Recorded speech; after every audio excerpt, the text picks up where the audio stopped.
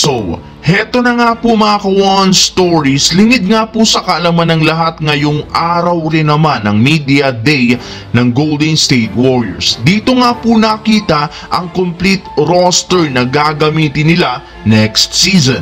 New player, new game plan, new starting lineup. Ang tanong, sapat na nga ba ito? Tara't kilalanin natin ngayon ang 15-man lineup ng Golden State Warriors.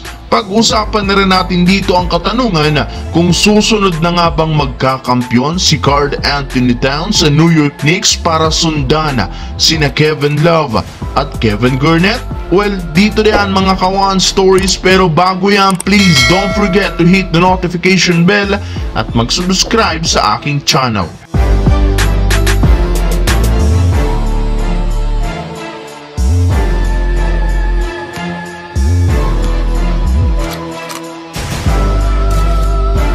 Sa pagsisimula nga po mga ka-One Stories ng Media Day ng Golden State Warriors ngayong araw, tuluyan na rin naman nga pong nakumpleto ang kanilang 15-man lineup para sa darating na 2024-2025 NBA season. Sa katunayan, halos lahat ng kanilang mga malalaro ngayon kompleto sa ginanap na Media Day sa pangunguna ng kanilang mga backcourt na sina Stephen Curry, DeAnthony Melton, Brandon Podziemski, Buddy Hield, Moses Moody at si Gary Payton, habang ang kanilang frontcourt naman bubuuhin nila Landy Waters, Draymond Green, Andrew Wiggins, Jonathan Kuminga, Trayce Jackson-Davis, Kyle Anderson, Kevon Looney at si Guy Santos. At kasabay ng paglabas ng lineup na ito, marami nga po ang nagdududa ngayon kung kakayanin nilang mag-compete sa kampyonato,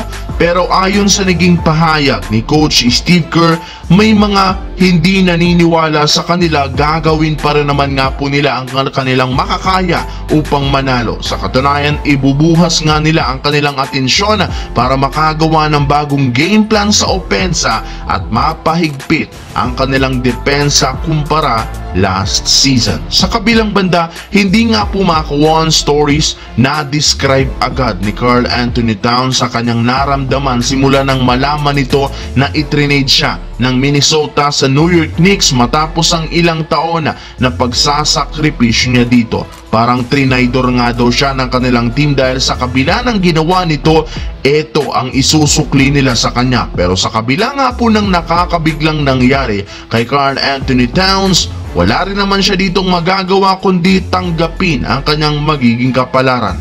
Kailangan na lamang nga nitong tingnan ang ilang mga positibong epekto sa kanyang karera ang pag-trade sa kanya. Sa katunayan, isa dyan ay ang sinasabing pagkakakuha niya nga po sa wakas ng kanyang unang kampyonato. Ayon nga po sa kumalat na balita sa internet, ang huling dalawang superstar na i-trade ng Timberwolves na sina Kevin Garnett at Kevin Love nakakuha ng kanilang unang kampyonato simula nang alisin sila sa kanilang team. Kaya malaki ang posibilidad na magaya siya sa dalawang ito, lalo pat isa rin naman ngang legit contender ang New York Knicks.